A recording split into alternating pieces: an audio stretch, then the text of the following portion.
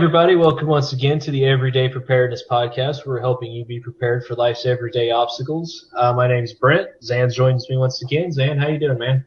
I'm doing great. Ready to talk some guns. America. Yeah, I love guns. They're good stuff. Anyway, well, we're like 20 seconds in, and we've already lost all professionalism. Of course. We're doing well. Check out the website. All the podcasts are up and everything. We've got them all on there. It's everydaypreparedness.net. Be sure to check us out. We've still got the store going on right now. There's some other stuff. We're going to be posting some reviews. Hopefully by the time you're hearing this, I've actually got one on there. We're going to try to get a couple more going as well, too. A couple of them actually tie in directly with this conversation, which is why I want to get them uploaded. So hopefully they're there, and I've actually kept my ass in gear and didn't slack off. Another good place to get a hold of us, maybe you got questions concerning today's show, because this is actually one it's going to be very individualistic, and that's a very good thing. We know some people within the community that might be able to give us a little bit better information. We've got some interviews with them lined up as well later on. But be sure to send us a message at edpreparedness.net, edpreparedness@gmail.com. That's the email for the website and everything to get a hold of us. It's a great way to do it. Also Facebook, feel free to post to the page, as long as it's, pertaining to preparedness stuff. We don't need to, hear about anything else, to be honest with you, on there. But you know what? As long as it concerns preparedness or some of the topics we've covered, by God, by all means, put it on there. That is facebook.com/edprepare. And also be sure to check out our Twitter, which is @edprepare. We've also got YouTube, which is honestly probably where you're checking this out. So be sure to subscribe. And be sure to share these pages. Put them on your timeline. Put them on friends' timeline. I don't care. Spam Facebook. I don't care. I believe that's called guerrilla promotion, and I love it. Yeah, exactly. Let's do some of that. So anywho, I guess we'll go ahead and get right into it. Today we're going to actually discuss kind of things to consider for kind of carrying a firearm. This is something that I actually put probably way too much thought into. I mean, there's stories and stuff. You can check out articles, everything to, you're blue in the face online. I mean, just ad nauseum, it's out there. So we're going to go and throw our 2 cents in just because, hell, why not? And so I guess we'll start with Zan here, and I'll just ask you right up front, what is one of the big things for you as far as what needs to be considered before you carry a firearm?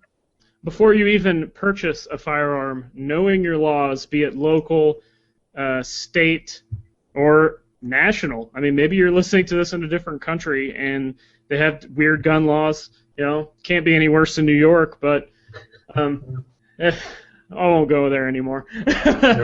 Right. But yeah, you got to know your laws. I mean, if you're walking around with whatever you're choosing to carry and it's concealed and you don't have your concealed carry permit, and you're carrying in a school full of kids, it's not legal to do that. Or maybe you have it in New York and you're not allowed to have it or to even breathe in New York.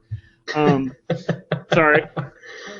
No, you're but good. Yeah, you got to know your laws. I mean, that's you just can't be ignorant, and I think people completely disregard that, because even though we do like firearms, we are not big fans of big government and stuff like that. We're not telling you to go out and break the law either. Well, exactly. And something, here in Missouri, we don't have to worry necessarily about printing. There are no, at least as far as I'm aware of, if you know something different, please, share it with us on, Facebook, whatever, so we can get the information out. But as far as I'm aware of, there are no quote-unquote brandishing laws in Missouri. Now, I mean, if, you're carrying a weapon and you're like, hey, punk, you mess with me, you mess with me, get the horn, man. If you start doing stuff like that, yeah, you're probably going to get, threatening or whatever they can get you for on that. But in Missouri, say I'm carrying or wearing a shirt that's a little bit too tight and it prints a little bit of the grip, I can get away with that in Missouri. In a state like Texas, at least I know this was true like a couple years ago, you couldn't. That was actually against the law. You couldn't even print. And so, sometimes, you think a state like Texas, you're thinking, oh, well, they give a gun whenever you buy a bottle of whiskey. There's just guns everywhere. Well, that's kind of true, but at the same time, their gun laws at one time were more strict than Missouri's, which I thought was kind of strange whenever I found that out. But so the laws are very important because, you could very easily find yourself losing your ability to carry a firearm just because you didn't take time to, check your local state ordinances and stuff like that. A lot of states, say you get your concealed carry permit. There are a lot of states that don't honor that. They don't have your reciprocity. And even just, you're driving through to maybe a state that does, you still have to know that state's law that you're passing through. Because say you get pulled over in New York and, you're getting cited for breathing wrong. Chances are, if you're not carrying your gun right, you're in trouble. And I mean, they are serious about it. So you may be really screwed. Yeah, I've seen several examples where people were traveling for business or, vacation or going to a family outing, whatever, and they weren't even carrying. They had the firearm in the vehicle, but because they were in a state or a city that didn't allow that, they were arrested. Yep. Yeah, it's, you've got terrible things. We talked about, national laws and everything. There was the name was Tamurasi or something like that, and he was arrested in Mexico. He tried to turn his guns in because once he found out what he was doing, I guess was wrong. And this may be wrong, I don't know, but the way I understood the story is he was actually trying to turn the guns in, trying to be legal, ended up getting arrested and spent almost 200 days or whatever it was in a Mexican prison. Right. And that was just, basically, I guess, because he took a wrong turn. Yeah. And, so that stuff happens. You have to be aware of what's going on. And so knowing your laws is, a big, big, big, big thing. And I know a place like the NRA actually offers, I don't remember how much it is. It seems like it was actually relatively high, like $50, $60 maybe. But it's all the gun laws for all the states in one single volume. And that's very, very helpful. But you've also got the internet, which is a lot cheaper than that. Yeah, you could just use your smartphone, and pull it up probably for free if you know what you're looking for.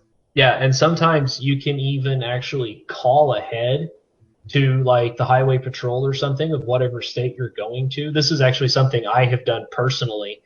And honestly, they seemed, to be thankful that I called and asked instead of just assuming. Right. I didn't have any problem at all. They, told me what I could and couldn't do. They were very useful and very, very helpful. And all I did is I knew I was going to be traveling to a different state. So I just called up their highway patrol in that area where I was going to. And I said, okay, I'm coming from Missouri. What do I need to do to follow your gun laws? And they're like, well, as long as you're doing this and this and this, you're good to go. You won't have any problems. We honor your concealed carry. These are, what we really look for. Fantastic. It was great. No problems. Everything went smooth. So a lot of times, we've kind of, talked down on government, stuff like this occasionally, but, not all, most of the cops aren't out there to, hurt you or, throw you in prison just for looking at them wrong. They want you to be safe and take care of everything. They're just trying to enforce the law. So anyway, that's something else that's really, really big is just being sure to follow the law and know the laws. And it protects you too, because you're going to have those cops that, your Barney Fifes and all that think they know the law or they are the law. And if you can calmly and respectfully, say, you're going to actually help yourself. Right. Mostly by not saying a word, but that's a different topic as well. But, knowing the law of your own state can help save you as well as, the ways we'd already been talking. Do you have anything else on that, or? No, I think we pretty much covered it. I mean, we might be able to touch on some of that stuff as we go through here. Okay. I'm looking at the notes and everything you sent me here, and I want to go ahead before we get into any of mine. I think yours is another good one to get into before what I have. Do you want to go into your next one here? Yeah, I think you need to establish why you need to carry a firearm in the first place, because I'm going to be completely honest, as much as we are pro CCW and firearms in general, there's some people out there that don't need to carry them for different reasons, Maybe they physically cannot shoot a gun safely. I know that sounds funny, shooting a gun safely, but trust me, there's people that you can find on the internet that don't know what they're doing that shoot themselves. And there's certain people that they physically can't, and maybe even it's a disability or something. And maybe you live in a bad part of town. You do need to carry one, maybe. Maybe you live on a farm. Maybe that's a reason you carry one. Maybe you have a bad commute and you're just carrying it to and from that work or commute or wherever you're going. I mean, those are all good reasons why and why not to carry a firearm. But that's the first thing you need to sit and ask, because when I did have a couple of firearms, but I had to actually ask myself, why do I need to carry one in public? Why is this even a point? So I know we could go on all day long about some reasons why, but I just had to kind of take a look around and what was going on in my community and what was going on in the news and realize that, even though I don't go out in public a whole lot, when I do, I want my firearm with me anymore. Right, and I was actually thinking, and this is a little bit off topic, but you were talking about handling a firearm safely. Did you actually see the video of that guy using, I think it was an AK he was using as, a baton? No, I probably don't want to be honest. It's actually hilarious. It really is. They're saying, some of the videos said that it's like a terrorist or a member of ISIS or whatever. I don't care. Either way, it's actually quite funny. Not copy it and do your own video funny, but just how the guy was an idiot and deserved what happened to him funny. Because he's sitting here just spinning it around, doing this little, like a band, like a marching band flag routine, with this rifle, just sitting here flipping it around. He throws it up. Well, he drops it, it hits a rocket, and it shoots him. It's absolutely fantastic. Be sure to check that out. Did it kill him? I don't know. It shows him sitting there holding his gut and falling down and stuff. It doesn't actually show him dying or anything. But it's just funny that here the guy's, being that stupid with the firearm, he drops it and it shoots him. I find that kind of funny. But to go back to the actual, thing we were talking about, I absolutely agree. Knowing why you carry a firearm is important. Whenever I took my CCW certification class, the instructor actually set us down, and one of the first things he told us we needed to do before we ever carried, and he actually recommended we do this every single time we put a gun on, is to ask yourself, can I kill somebody today? And, that sounds like, oh man, that's awful. Why would you want to even think about that? Because it's a reality. Right, and that's exactly why you're carrying a firearm. You don't carry one to wound somebody. You don't carry one to fire warning shots in the air. You carry it as a last line of defense for yourself, at least in my, my estimation. Right, this is why I carry. Right. And so if I wake up one day and I think to myself, no, I could not kill somebody in defense of myself or my family or somebody else, you know what? I leave the gun at home that day. Now, it's never happened. Maybe that says something. Right, but you're exactly right. I've talked to people that are in the preparedness community that own firearms, that put in the time on the range and do all this, but they don't get a concealed carry permit because they say, oh, when it comes down to it, I don't know if I could really defend my house and shoot somebody. Well, why do you have everything in the first place then? That's my question to them. I mean, I'm not trying to be gung-ho G.I. Joe or anything, right. Going out and I don't ever want to have to shoot somebody. I don't even like shooting animals. Right. So, I mean, let alone a person. So, but if you've got all this stuff and you're training and you're spending the money and you have that mindset, why would you not think seriously about this? I don't know. Well, and that was what he was getting at, and it was one of those, you have to kind of accept the gravity of what you're doing. You are carrying something that can cause harm and death, and that is, I like guns. I have nothing against them. I think everybody should be able to, honestly, just to put this out there, I believe everybody should be able to protect their marijuana crop with fully automatic guns. Yeah, I agree. That's my stance on, guns and laws and stuff like that. It's you are carrying something designed to fire a projectile at high speeds. You're carrying it for defense, and you are carrying it basically if it is ever called upon to actually kill somebody. And it's not that has to be your mindset. That is, and it's not a toy. It's not a macho badge. It's not a status symbol. It's something to be taken seriously. Right, and that is something that I kind of wanted to get into here on my list is before you start carrying, I think personally, you need to look at, or at least I say look at, you need to see about, I think, kind of changing the way you think a little bit. Maybe you think like this. I didn't. I personally did not whenever I first started thinking about carrying a gun, and that is learning how to avoid confrontation and peaceful conflict resolution. Because just because you're carrying a gun doesn't mean that, that's where the argument stops. Right. That is, the gravity of that situation that if you use that, you are taking somebody's life or are attempting to. Not to mention having to deal with all the repercussions afterwards. Even if it's completely legal and you're not guilty, there's so much that can go into it mentally and through the legal system. Even you still will have to put up with a lot of stuff. Right, and I've seen a lot of people that are like, oh yeah, I don't mind going in here. I got my gun. Yeah. And it's like, no, that is honestly a reason you probably shouldn't have a gun. Yeah. Because, I find myself whenever I am wearing one, which is, most of the time whenever I'm out, and I am thinking of, okay, well, if a situation happens, how do I avoid this? How do I get out of here without having to shoot somebody? And can I avoid this whole thing altogether, which is why I don't go downtown. Yeah, that's one thing I'll get into when we start talking about concealed carry is, and maybe this is the wrong thing to think, but I start thinking, where can I go where I don't have to carry anything? And that's essentially nowhere. So I end up staying at home a lot for numerous reasons, but we'll get into that later. Right. This kind of goes into, I think, learning how to avoid confrontations before they start. That situational awareness, that was one of our very first shows is where we talked about that. And that is a big, big thing, especially if you're carrying a firearm, because a lot of people are looking for reasons to nail you if you use your firearm. And, a lot of groups and everything are just waiting out there for one person to be an idiot and do something completely stupid with their gun. They want the sober guy and all that. They want, the guy that's like, I'll just go in here and use my gun. They want that guy. Trust me, that's what they're waiting for to try to take guns from everybody else. And you don't want to be that guy. And, if you take a life, you're going to deal with stuff beyond, maybe it's completely justified and all that. You don't have to worry about him coming back, trying to get revenge or anything like that.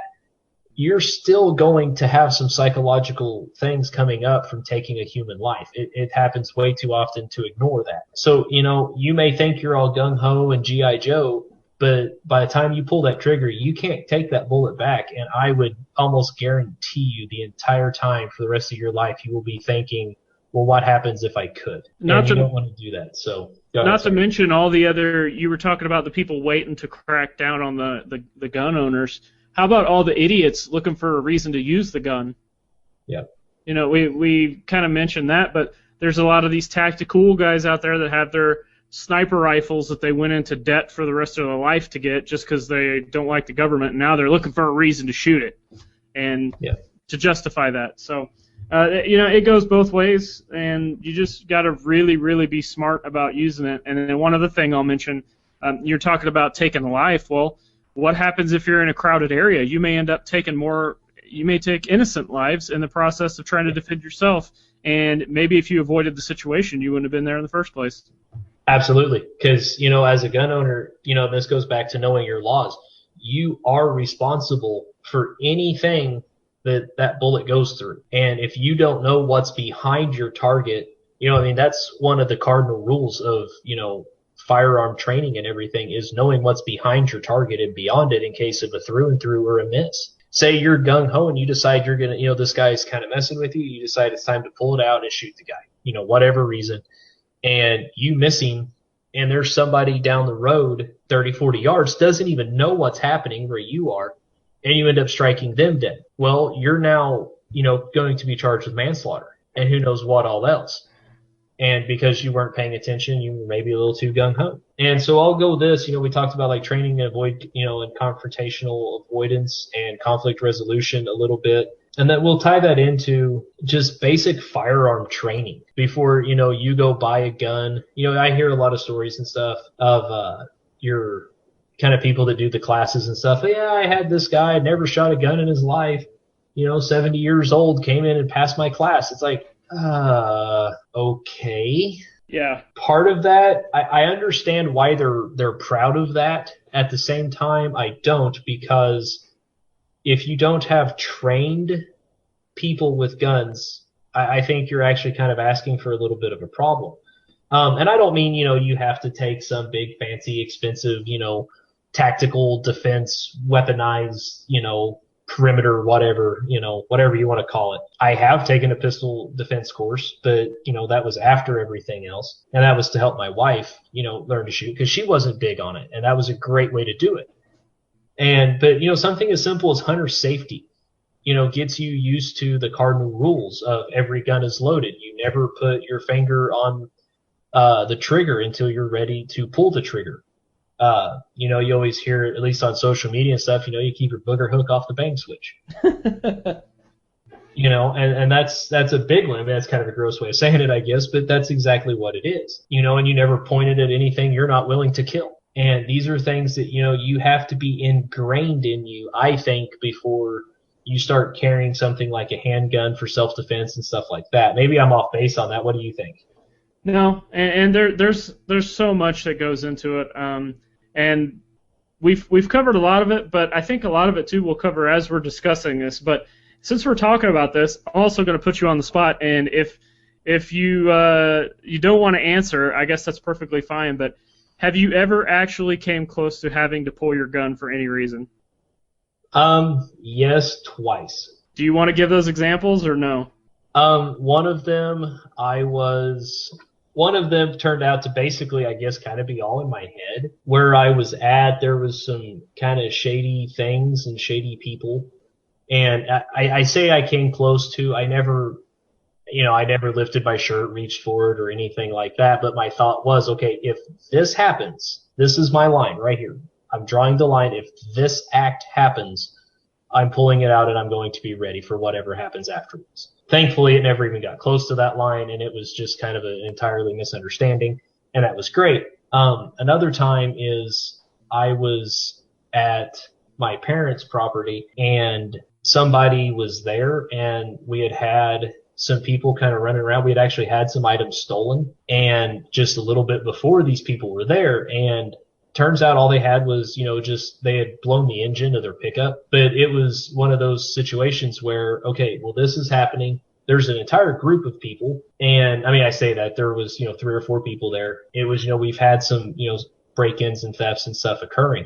So yeah, I'm going to go and, if it happens, it happens. Now there again, I never even had to get close to it. But I think of those because my mindset immediately went to, okay, here's my line. If this occurs, this is happening. And there's been twice that's actually gone through my mind, and I'd set that hard line. The only time I've ever had to do it, and I know I told you, was I was working outside, and this has to do with what we're going to talk about next. And I was working on a house and working outside trying to do some repairs, and there was a big ferocious pit bull come right at me. Now, before I go any further, I'm like the biggest pit bull advocate there is. I own one, so it's not like I'm anti-breed or anything. But let's not kid anybody. If these dogs, you don't mess around with these dogs if they look vicious. And the dog was about 3 feet from me and was kind of foaming. Not like it had rabies, but it was drooling. It had been barking so much that it kind of had that foam coming out of it. And I don't know, if many people have experience with this breed, but they fear no pain. And the only way to essentially get one to stop attacking is to basically just put it down. And I've even heard situations where there was a pit bull that actually saved a homeowner's life, but in the process of doing that, took 2 bullets to the head and still survived. So. Wow.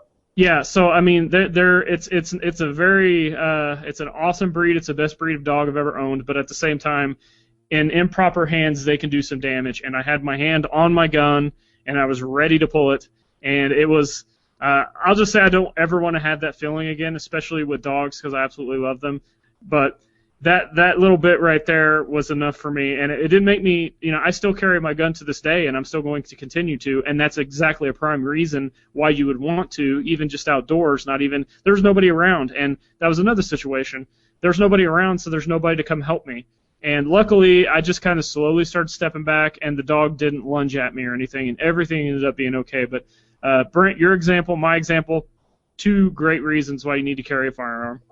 Right. And do you want to go on into your next topic here? Because I think it ties in nice. So. Yeah, so let's talk open carry and concealed carry, the differences, and maybe one works for you and maybe one works for another. Maybe one's a pro, maybe one's a con. Let's just go talk about it a little bit. So when I think of open carry, I think of cowboys, honestly, walking around the town, flashing their steel, looking cool, and I think a lot of people like to fall into that category.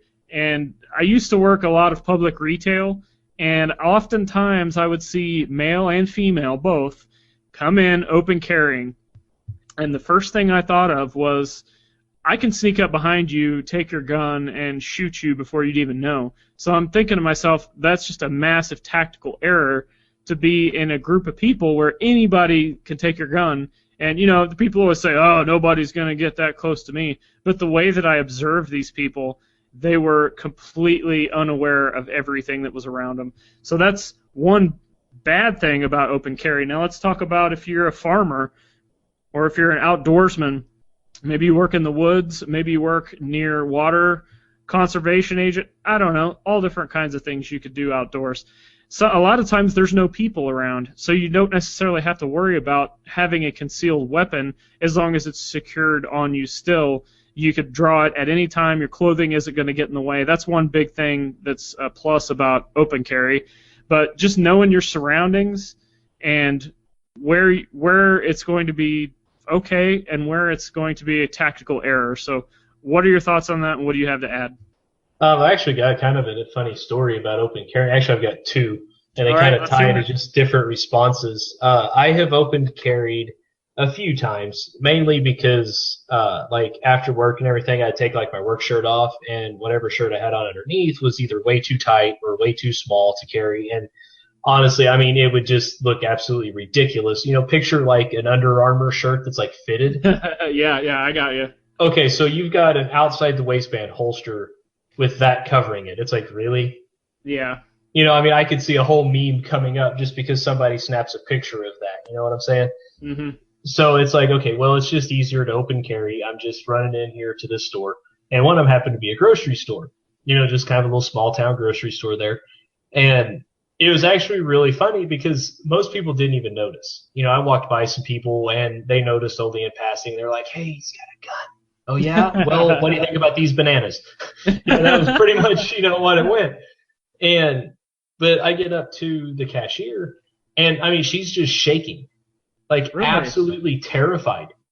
Wow. That, and I'm literally, I think I was buying, like, a couple heads of lettuce. And it's like, okay, well, this is actually really weird because, they know me. They've known me there for years. They know I'm not going to shoot up the place. They know I'm not some, weird, unhinged, crazed maniac out for blood. So I thought that was really weird. Well, come to find out, I guess there was some other stuff going on, but that person was very, very anti-gun. And so it was just the very act of seeing it was kind of like, yeah. And, kind of, made her very, very nervous. The other time I actually went into Lowe's, and it was the same thing. The shirt I had on it would cover like the top half of the gun. It was going to cover the grip, and, the rest of it was going to be down there hanging. So it's like, whatever. And so I go into Lowe's. Everybody immediately just kind of vanishes except for like one manager. And I'm not kidding. I got the greatest service I've ever gotten at Lowe's my entire life that day. I had one of the managers literally walk me around the store, help me pick out every single item on my list. I mean, I had a fairly decent sized list, and it was all over the place. And I think you need to do that every time then. Well, for real, I was in and out of there in like 10 minutes. I mean, it was fantastic. But, I mean, it's just I haven't always had a very positive reaction to open carry whenever I do it personally. Now, I've gone into a place like Walmart, and nobody's even noticed at all. Not a single person even seemed like they noticed at all. I personally don't like to open carry, and I have gotten now that my clothing has actually caught up to my carrying and everything finally. Where I don't actually open carry very often, if at all, unless I'm around the house, outside, or something like that. Even then, usually if I'm outside, I'm doing something and I don't want stuff to get into like the gun or anything or around it too much. So I usually go ahead and conceal it then too, just to kind of help protect, like if I'm hauling hay or something. Usually I don't care if I'm hauling hay, but I found myself in a couple situations. So I actually tuck my shirt in around the gun. I've got a holster where I can. And it helps actually keep like some of the hay and dust and stuff out of there a little bit. So I'm not actually a big open carry person. There was actually a story here too the other day. I say the other day, I guess it's been probably a couple months now. And a guy was actually singled out during like a robbery or something, I think. because he open carried. He was the first target they took out. And I think that's kind of the big thing against open carry. Now, that doesn't happen a lot, but, once is too much if it happens to you. I think open carry is a big no-no in public places. There's been times, and I probably shouldn't admit this, there's been times where I've gone into stores without a gun at all not because of their laws or anything, but because I didn't feel I could conceal it properly, kind of like you said with the Under Armour shirt. Right. Like, it was an example similar to that. And I thought, there's no way I can conceal this without looking like a goon and it being... So I was like, I'm just not going to carry at all. So, that's probably something I need to change. I probably should open carry in public instead of not carrying if I just, need to run into a store real quick and then run out. But generally, if you're going to be in a public area for anything longer than like 2 seconds, I don't think you should open carry at all. But, I think if you are a farmer and, you use that thing about how they singled them out, well, if you're working on a farm, you're the only one out there anyway. Right. So it's not going to matter whether you're open carrying or concealed carry, and it might just be easier to grab it if it's open carry. So regardless of that, I think we've touched. Do you have anything else to add on the open carry? I don't. I think we've covered everything. Yeah. And I think one thing, regardless of whether you open carry or conceal carry, we could go on for an hour on this. And the first thing you need to do before you even get a gun, maybe, is to get a good solid belt. And I'll let you take that, Brent. Yeah, you want a very good belt. Walmart belts are, every one I've tried, last for all of like maybe a month. And they just tear up, they sag, they don't hold the gun properly. It's not a good situation. I spent a lot of money on a leather belt from a well-known company. I'm not going to get into the name because they're a pretty good company. I have nothing against them. I just found out leather belts were not for me. And I mean, this is like almost a 1/4 inch thick leather belt. I mean, this thing was built like a tank, but it still sagged. And eventually, I mean, it took it, probably about a year, but it still eventually sagged. It stretched out. Of course, I started losing weight and exercising and everything and, poking holes in the leather and stuff until, you just can't anymore. And then I found what is, in my personal opinion, the greatest belt I've ever owned, and that is an Aries Gear Ranger belt. And we don't have a sponsorship with these guys. If any of you hear this, by all means, we would welcome it. Yes, please. But the belts are expensive. It is almost a pleasure now to carry a weapon on this belt because the belt is absolutely amazing. And yeah, it's kind of your tactical belt. It's, the one that, I don't know that you could actually ever bend this thing. And there are cheaper options and stuff. I know, Zane, you found a few of them like on eBay and stuff like that, that work just as well. But I found like it's the webbing belt. I don't know if it's actually got a name other than just it's the Aries Ranger belt is what, the one I will absolutely swear by because I absolutely love mine. So one thing I want to preface by saying before we go any further is don't cheap out on anything that has to do with firearms. Whether it's the holsters, the belt, the actual firearms, don't cheap out. I've learned my lesson on that stuff, and we'll get into that real quick with the belts. I just assumed a good leather belt. I mean, I even had an upgrade. It wasn't a Walmart belt. It was something pretty good. And it's like you said, it would not hold my firearm up. It just kept sagging, and my pants were falling off because of the weight. You've got to have something, regardless of whether it's really thick or really thin, you've got to have something that will keep that firearm sucked into you and tight, because when it starts falling, that's a problem I still run into, and I think it's just my body type for some reason. I mean, I'm not obese or anything. It's just for some reason my pants fall off like all the time. I look like some fan of like I'm in a rap group or something that all these old people hate. Pull your pants up, kid. That's me. I mean, and it's not even on purpose. But I used the leather belts and it just wasn't working. And so the next thing I went to was the I don't even know what you would call them, kind of the cloth. They have the 2D rings. Yep. And you put them in between and then pull and they cinch up. That worked a little bit better, but the material was so thin that the firearm was like wobbling. Yeah. So I was like, okay, screw this. I got to spend some money. And by spending money, I didn't spend that much, obviously. I'm the biggest cheapskate ever. Here I am talking about buying good equipment. I ended up going with 2 belts because I didn't know which one would be better. So the first one I bought was actually the more expensive. It was about $50, $60. I think it was a Ranger belt. It was a 511, which 511 is a very awesome brand. Been around for a while. Good stuff. Pretty expensive, but good stuff. And it's thicker, and it kind of cinches up. It's got the metal D-ring type thing, and it cinches up better than any belt I own. And it's pretty good. But the one I really like, and it's actually my everyday carry. I don't carry firearm every day for different reasons, but it's the same belt I wear whether I am or am not carrying a firearm, and it's also a 511. I do not remember the name of the model, but almost everywhere you look online, they're about $15. That's really dirt cheap for a belt. This thing is very durable, but it's thin. But for some reason, you can cinch it up pretty tight, and it holds your holster and firearm in place. And it's the best thing I've found, even over the thicker belts. Yeah, see, I ended up going, I won't go into how much I spent because it was quite a bit more than that. Yeah. But in all honesty, I will be buying a second Aries belt.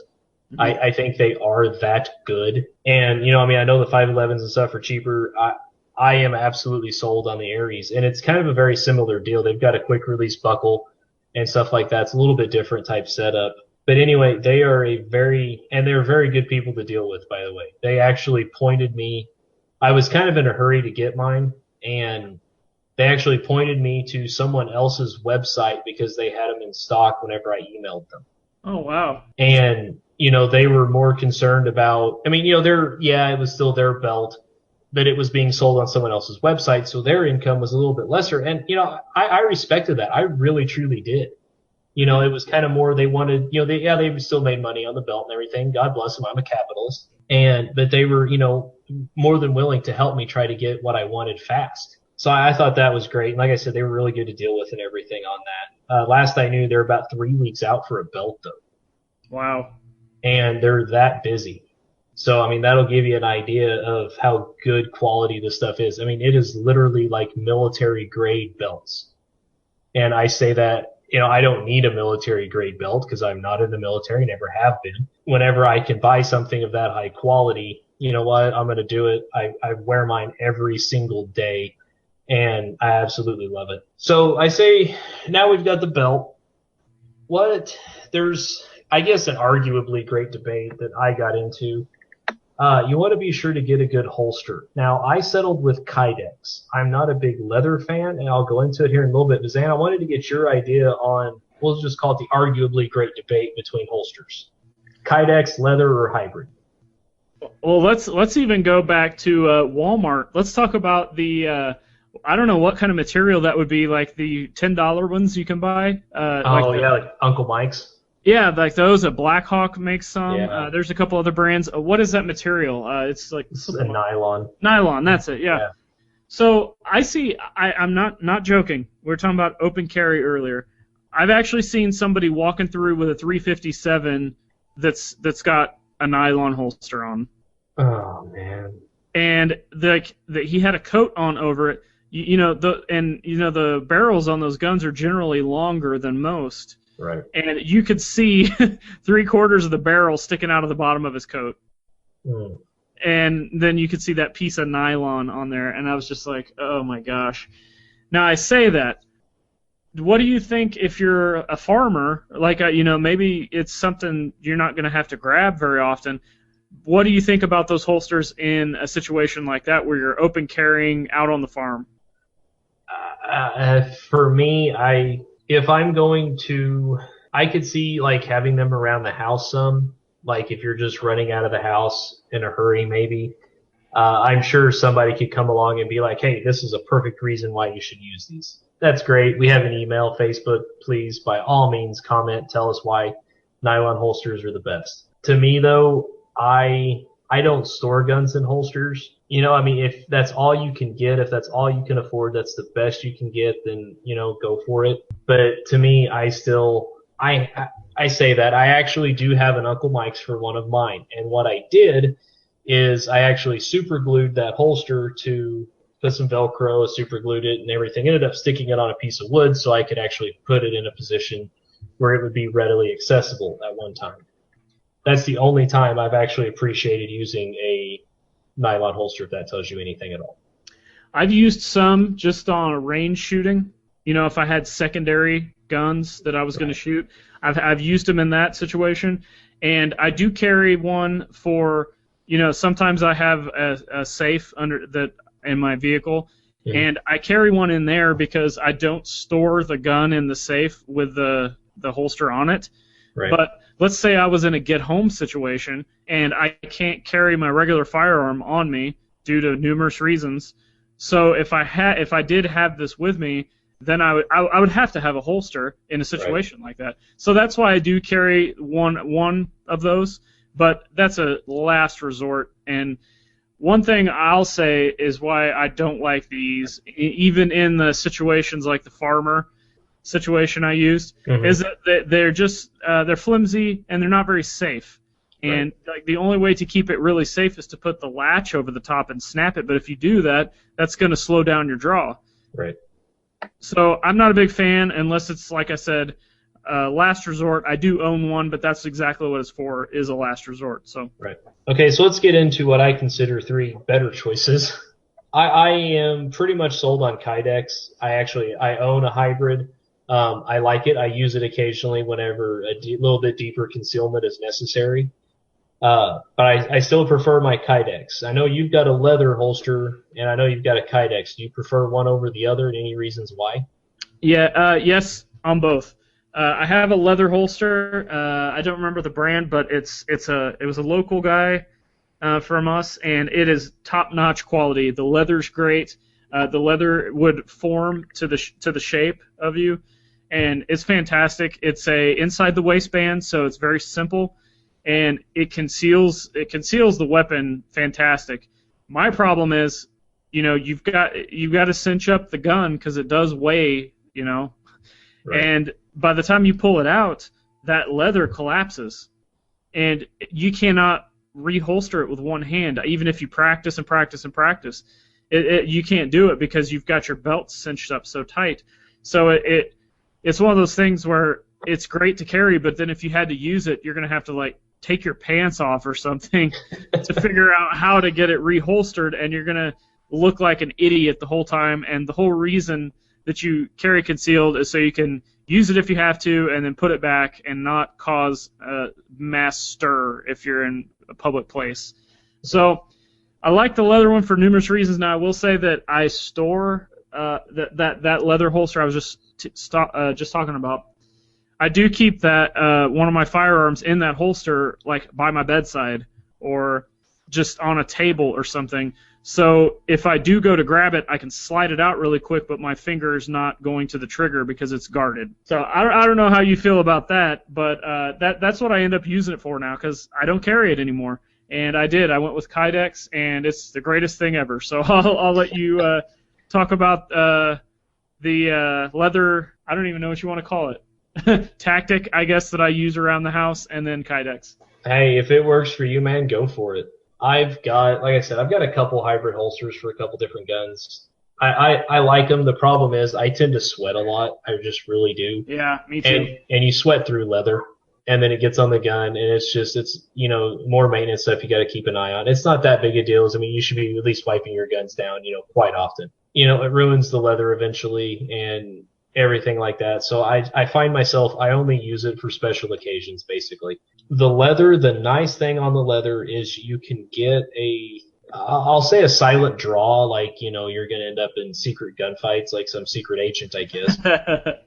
But, if somebody is, I guess you find yourself in a situation where you're not the target, but you're in a position where you need to draw your firearm to help, you can do that quietly with leather. It's a little bit smoother, but I think the draw is a little bit longer. It seems to pull on it a little bit.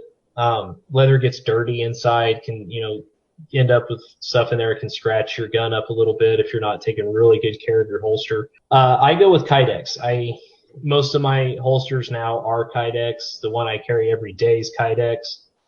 and I absolutely love it. It's so fast from the draw. You get that, but you get that little pop whenever you actually pull. And, it's the gun sliding out, hitting on the plastic and everything. Because, that's all Kydex is. It's just, a thick plastic. So you get that. But to me, it holds better. You don't have to worry about a whole lot of anything with it. Because, they're, tough as nails. And so, I personally, I think Kydex is the way to go. If you're wanting something that looks pretty when you're open carrying, Kydex isn't ever, I don't think, going to be quite as just, beautiful handcrafted glory that leather holsters can be. Right. But to me, I don't really care so much about looks, and I just want what works, and Kydex works best for me.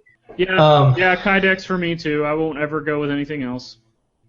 Yeah. And I've got some inside the waistband holsters, and they're just as comfortable as the leather or the hybrid. Mm-hmm. I don't, they're more rigid, obviously, and they don't bend and flex with you. But the way they're built well enough that I don't even have to worry about that. And this is coming from a guy that, tends to carry appendix. Well, left-hand appendix anyway. Or I guess the left-hand version of appendix carry. Which that brings on its own different challenges and stuff, which is a whole different topic for another show. So, we've got a good belt. We've got a good holster. Obviously, you need to get a good firearm. We're going to discuss this on a later show as well. And just something to keep in mind right now is whenever you choose a firearm, don't get like the cheapest one you can find. For the love of God, please don't. And I know, Zan, you and I have had some rather interesting adventures with some cheaper firearms that I don't know if you want to get into or not, but if you want to, yeah. I'm not. Maybe I don't know that can. I'm just going to admit that I'm not as knowledgeable about some of this stuff as you. But if I don't get all these parts technically right, basically, let's say it was a high point, wasn't? Yeah, it was a high point 9mm, and for any of those who don't know, you could buy high points for like. I'm using a figure of speech here, I guess, but you could buy them for like $50 at a pawn shop. Yeah. I think it was my dad or somebody I knew called them the gangster guns because they were so cheap that anybody could buy them. And pawn shops always have them. But the problem is it would jam. It would jam all the time. It wouldn't feed right. The feed ramp was messed up. It wouldn't the magazine, like the lips on the magazine wouldn't like let the bullet go every now and then, and it was just a mess. And somehow we were shooting, and one of the cartridges gets twisted like sideways at an angle in close to the barrel where the feed ramp is, and it got the top of the gun off. It was stuck, and it was one of those things where if we made one little mistake, this thing's going off in our hands. Yeah, it was. It was not a good situation. I had never honestly messed with high points a whole lot, but you're like, hey, yeah, I got this. Yeah, let's shoot it. Great. I'll shoot it. Whatever. That's fine. Oh, I will say that this was a secondary firearm at the time. I already had another one, and we can talk about that in a minute. Sorry. Yeah. But no, it's just, that's something to really keep an eye on because a lot of those cheaper firearms are cheap for a reason. It's because they're built like crap.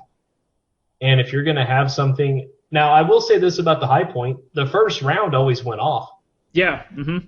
So if you were in a situation where you need to fire one round and need a brick in your hand, by all means. Oh, and that's another thing. Those guns are so heavy. The weight is absolutely ridiculous. You might as well be carrying a brick. Yeah. I never in my life thought I would ever be in a situation where I see a 9mm cartridge almost stuck vertically. Yeah.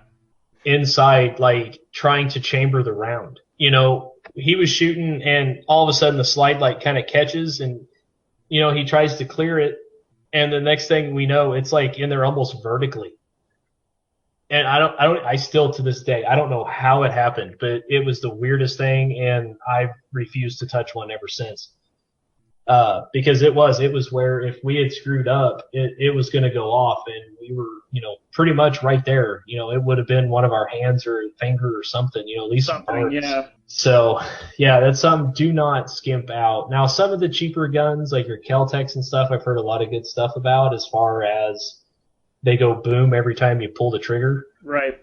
And, that says a lot, but even then, there are too many good quality guns for reasonable prices to really skimp out and go on a really cheap one. Because you're trying, if you're going to buy a gun, your life's relying on this I say very likely. You're buying it because your life might depend on it one day. Right. And you don't want something that's just going to go click whenever you need it to go boom. Oh, that's that terrible Saliva song, by the way. Oh, God, it is. What did I do? Oh, another topic for a different podcast. Yeah, but speaking of that, you do need to check out our other podcast we got. It's the Vault Reviews. What's the website and everything again? TheVaultReviews.com. If you guys are into music, check it out. Yeah, it's pretty cool. All right, so what else you got on firearms here? Well, let's see. I'll just, I don't want to get too far into this because I know you're going to do a show here before too long about it, but picking the firearm that's right for you. Again, we're not the caliber snobs. We're not, you've got to have a 380, you've got to have a bazooka, whatever it is. If you want, carry what you want to carry. There's no right or wrong, in my opinion. It's what's comfortable for you. Yep. And I'll just talk a little bit real quick before we get into anything else. I kind of hit this point where, we talk about being in kind of a panic situation, and there wasn't anything majorly going on politically. But I found myself needing a fire. I was like, I've got to do it. I don't want to spend the money, but I got to do it. And I did use a credit card at the time just because I didn't have that much cash, but then I immediately paid it off. So step one, I did not go into debt long term. I paid it off immediately, like I said. So I did not go into debt to buy my firearm. But Brent, I had shot some of your Springfield Armory firearms that you had, and I absolutely loved them. And I loved how smooth they shot. I loved the feel of them. So I just went in there, and I was looking around, and to be honest, I did not know what I was looking for other than I really liked that brand, and I was kind of looking for a certain size and something that felt right in my hand. And I found one, and that's what I started carrying. And it's a 16 mag capacity, which we'll get into that in a second, which wasn't one of my reasons I bought it. But that much ammo and the size of it has started to create a lot of problems, and we'll get into those here in a minute. But it's heavier than I thought because of the mag capacity, which made me need to get a better belt, like I said, a better holster. But I absolutely love the thing. It feels great in my hands. I love the way it shoots. So, there's pros and cons. I've had some people that say, well, if you want a smaller one, why don't you check a 380? And I tried a 380, and I did not feel comfortable at all shooting them. No, it was so tiny in my hand, and I didn't feel like I could control. And it actually had worse recoil. Yep. And I think if I was trying to conceal it, I would have a harder time drawing it too. So that's just kind of some food for thought. Put a little bit more time into what you're going to. Don't overthink it, but get what feels good to you. Because in the end, I'm still carrying that same gun to this day because it feels good, it shoots good, I love it, and it's reliable. Yep. And I agree. It's whatever feels good in your hand and that you can shoot and be accurate with. If that's a 22, carry a 22. If it's a 44 Magnum, carry a 44 Magnum. I don't care. Right. And so we talked a little bit about the firearms and everything. We can get into the mag capacity here just a little bit if you want. Yeah, just real quick. I think, and the statistics may have changed a little bit, whenever I took my concealed carry class, basically most of the shootings that occurred happened, I think it was like the rule of threes or something, I think is how they said it. And it was within 3 feet with 3 shots in 3 seconds. And so to me, mag capacity isn't high on the list. It might be for you a little bit, Zan, I don't know. But to me, if I can have somewhere in the neighborhood of 8 to 10 rounds, most shootings only take that. I mean, some people, I think, just plan like they're going to the OK Corral every day. And, Yeah. I'm not. If I am in a gunfight, if I don't want to go to the OK Corral. That's a dangerous place. Exactly. Now, if I ever find myself in that situation, I may wish I had. The statistics show that, I don't need to walk around with 100, rounds. That's actually why I carry 2 guns, though, so that way I don't even have to mess with a reload most of the time. But that's a whole different topic as well. So do you want to go into that a little bit in your thoughts? Yeah, I think you need to know your situation and your environment. Again, if you're carrying in a public place, I think your statistics are pretty much dead on. From all live shooting situations I've seen off of security cameras, if it's in an urban environment, even like a suburb house, like somebody's trying to get in your garage or something, generally it's like 5 shots or less, and they're usually gone or dead. Yep. But let's say, again, I'll use the farm situation. You're going out camping. You may be the only option in that area, and if that's something you're going to do frequently, I think you probably do need a higher mag capacity and extra mags. Yeah, I mean, and I'm not against carrying extra mags or anything. I did for the longest time, and like I said, the only reason I don't now is because, just through my own personal training and everything, I'm a lot faster drawing a second firearm than I am trying to fumble through a reload. Well, and it's not that much heavier, really, in the grand scheme of things than it would be carrying an extra mag. Oh, right. I mean, yeah, it's really honestly not, especially the way they make some of, the new polymer like semi-autos and everything. It's actually not that much different. So, okay, so that covers that. One other quick thing I want to get into is appropriate attire. Oh, yeah, this is a big one for me, but go ahead. And, well, I just want to say, we talked earlier about, me having to open carry just because of the clothes I chose. That was bad on my part. And I said that because it was a perfect example of how basically to not dress. Mm-hmm. So, that's my big thing. Figure out how you want to carry, figure out what you're going to carry, and then you kind of have to figure out how you're going to. And a big, big part of that is making sure you get appropriate attire, and I'll let you have your way with this one. So I was talking about kind of the drawbacks of my firearm that I chose. I love shooting it. I'm fairly accurate with it. I'm not a pro or anything, but the biggest problem is, I think the reason why it's comfortable is because the grip is larger than, well, I say larger than normal. It's an average size handgun. It's not designed necessarily to conceal carry. Kind of like some people conceal carry 1911s. Those are not necessarily designed to be concealed carry, but they pull it off. And I can pull it off based on my clothing. And even though I try to plan appropriately, I still print. We talked about printing at the first of the show. Nobody's ever said a word to me, but there have been situations where even though I had the right attire or something, like I drop something, I bend over to pick it up, and like my overshirt completely comes over the top of my gun, and it's completely visible, so which defeats the purpose essentially because I did not plan properly. But that's a constant struggle, and I don't know about you, but it probably has to do with the different kind of guns we carry or something, but like I just like to go out and wear basketball shorts a lot and just, kind of casual clothes. You cannot do that if you're carrying a firearm. Nope. And I've seen people try, they're like, oh, I'll just put my 380 in my wallet holster. Ugh, give me a break. I mean, first off, it's not very safe. Second of all, your pants are just going to fall off, just ignorant. Right. But it's a constant struggle trying to get the right attire. And at times, it makes me think, man, I need to get something else. But then you may end up spending money and having maybe the gun ends up being smaller, but maybe it's heavier, or maybe it is smaller, but you can't draw it as well. And I continue to stick with this because I don't go out in public places that much, so I don't feel the need to spend the additional money to get something else with something that works and it's accurate and it feels good. And see, that's actually why, don't get me wrong, I still have one of my Springfield Armories. I love it. And thankfully, since I've lost weight, I've actually been able to change how I carry it, because whenever I carried it on my hip, like almost everybody else does, I was like you. It always looked like I was a little bit wider than I actually was. Yeah. And, somebody who's trained to see that and everything, or who's looking for that's going to be like, okay, yeah, well, that guy's either got the weirdest set of hips that humans ever had, or he's carrying a gun.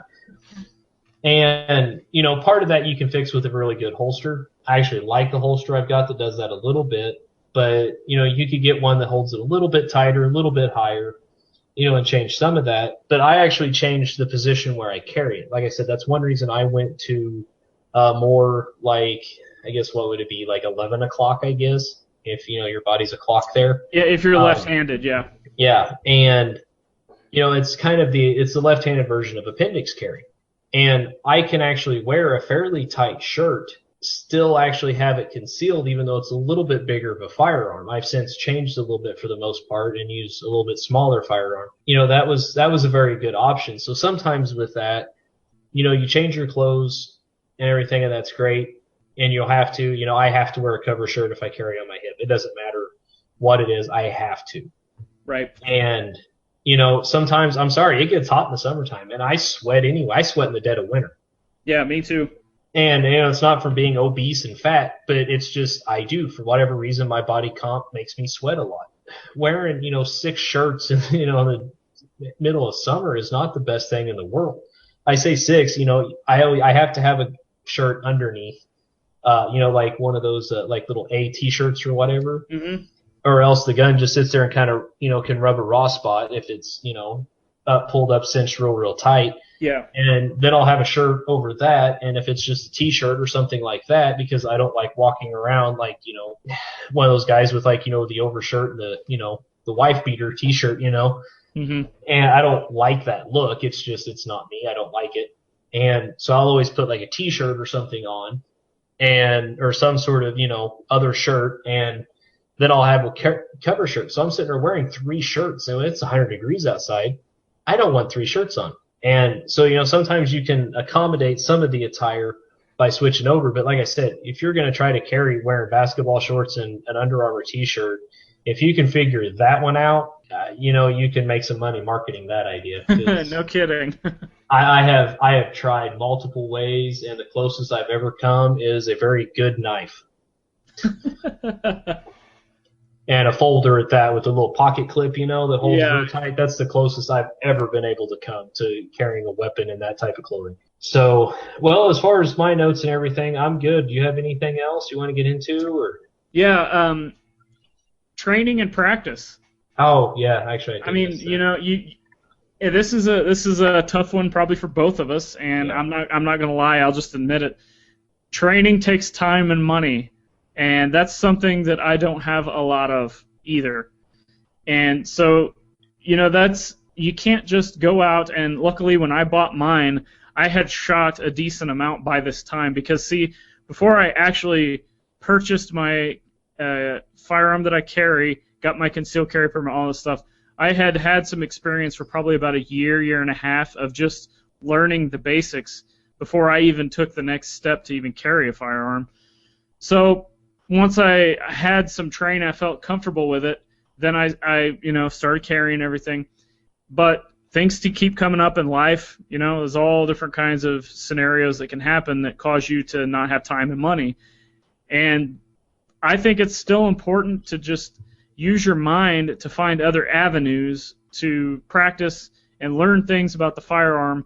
And Brent, I'll throw some of these out there, and I don't know what you'll think of them, but let's say you don't have any money and you don't have any time, essentially, to go to a range because, let's say you live in a suburb and all there is like an indoor shooting range or something, and you're not going to get the full practice of the real life situation where, generally you're like 2 to 3 feet.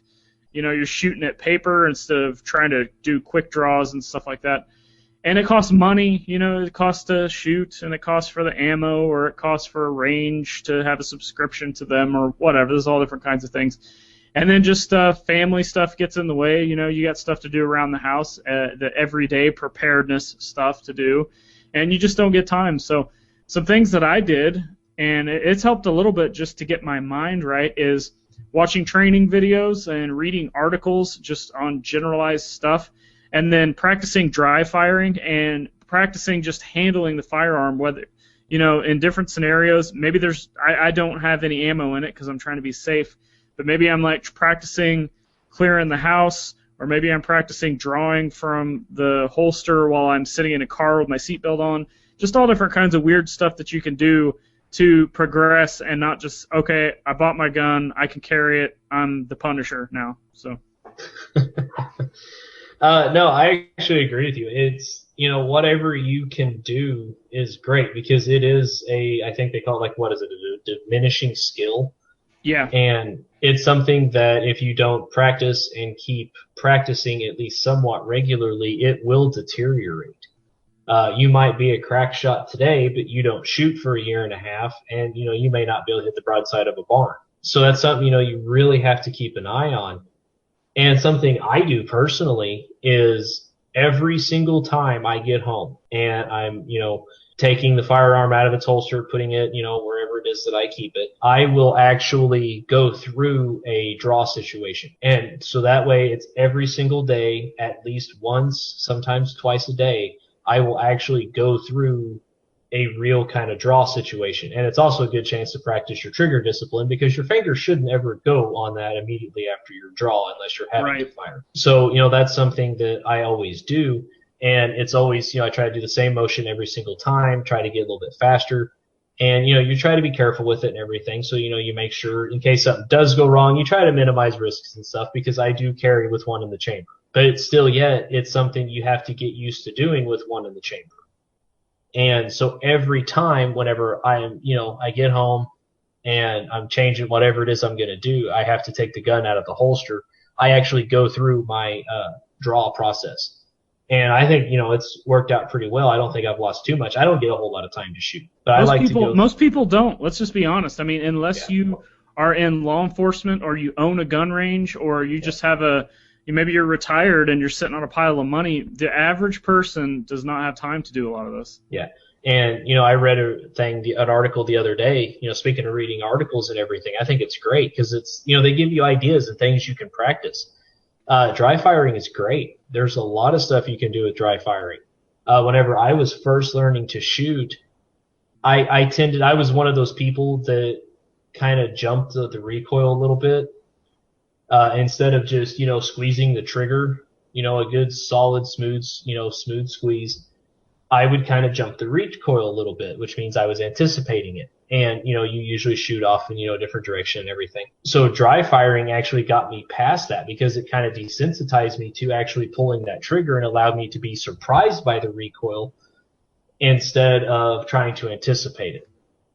And so that was something that helped me get over that. And I don't have that problem anymore. So, it's something that, it's very good, whatever you can do. You talked about trying to clear the house and everything. That's great. If you think you're going to be in a situation where you have to do that, and I know we've talked about this before, you may have to. And learning to do that is great. And sometimes you'll discover who knows what, different situations. You'll realize, well, this situation, this doesn't work here, this doesn't work there. And until you run through it, you don't know. And running through it without ammo is absolutely great because it's, a fairly safe way to do it. So there's a lot of conflicting answers, and I'm just going to admit you're more knowledgeable than I am at this. But I've read different things, and I think I've kind of came to my conclusion because I do it. But what is your take on whether dry firing damages the firearm or not? There are certain types, and I do not remember exactly what it is. There are certain types of firearms, like rifles, I think, are real bad. Is it the rimfire or? Yeah, something like that. There are certain types of firearms that dry firing will harm them. But if you get a good quality, say you go and buy a Glock, you can dry fire that thing until your finger falls off. You're not going to hurt that firearm. Yeah. And, so if you're buying a good quality self-defense handgun, you don't have to worry about something like that. I know my brother-in-law went to police training, and he said that was one of the first things that they kind of drilled out of their head is you will sit here. They just sit there and dry fired it for a long time, he said. And it was just to, kind of get out of that mindset, I guess, a little bit. So as far as I'm concerned, there are certain firearms, and there again, you have to be knowledgeable of some of that. But for the most part, if you get a good quality self-defense handgun, I don't think you have to worry about dry firing at all. Well, hopefully that clears up some myths for some people, because that's a big thing when you look on the internet trying to do research on this stuff.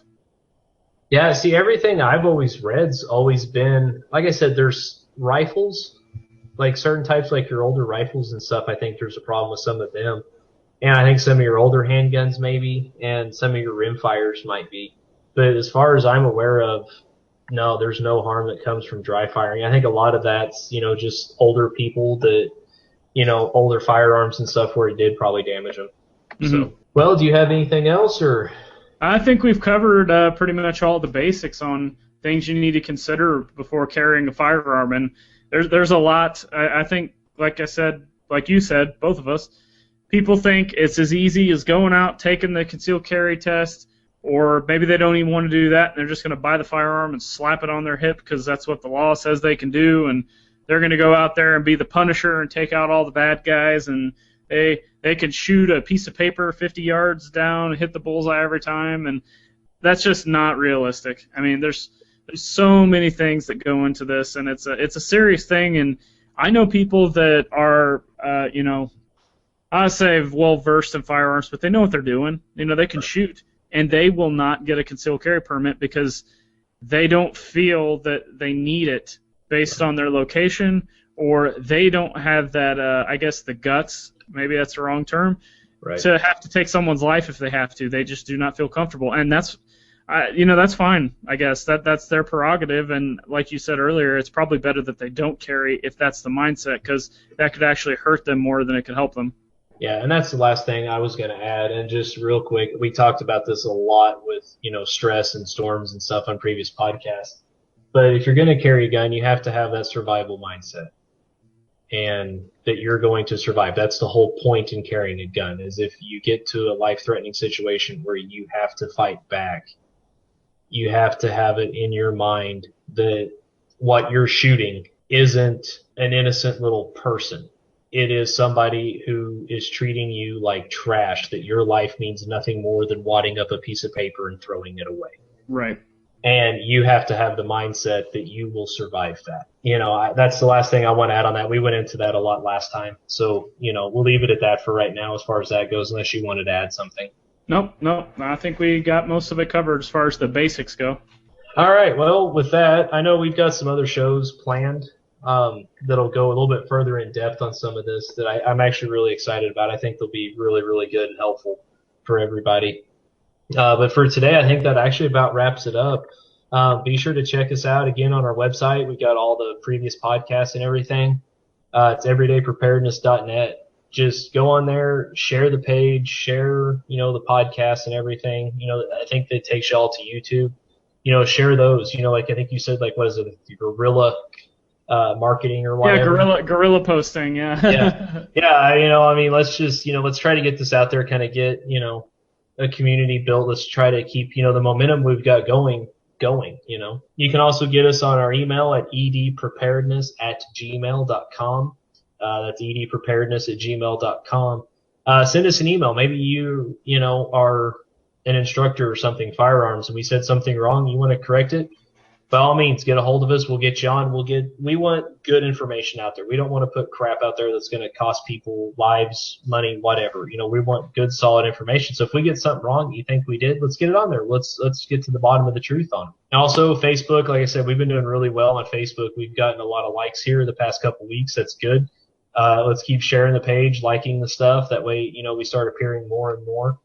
The site for that is facebook.com/edprepare. Again, that's facebook.com/edprepare, and let's try to keep the momentum on that going. It's been going really well here lately. We also have Twitter, which is @edprepare. That is @edprepare for Twitter. And, Zan's always doing some crazy good stuff on there and everything. YouTube again, which is probably where you're seeing this. You can just search for us on there. Zan, if you don't have anything else, I think I'm good. No, just if you like what you're hearing, keep telling people, keep sharing, build the community. Please engage on social media, like, share, comment, all that good stuff, because, we're here for you, but if you're not telling us what you like, what you don't like, it's hard for us to, know what we're doing wrong or right as far as what you, the fans, customers, whatever you want to call yourselves, if you're listening and you don't like something but you don't tell us, then we don't know. So please engage on social media, please. Yeah, please. We've got some ideas, lined up that if we can get, the base kind of grown out a little bit more, that we can move forward, that we feel comfortable moving forward with. So, let's try to get this grown and everything so we can start, doing this more and more and getting more and more content out to you guys. So with that, I'm out. You guys stay safe and have a good one. See ya.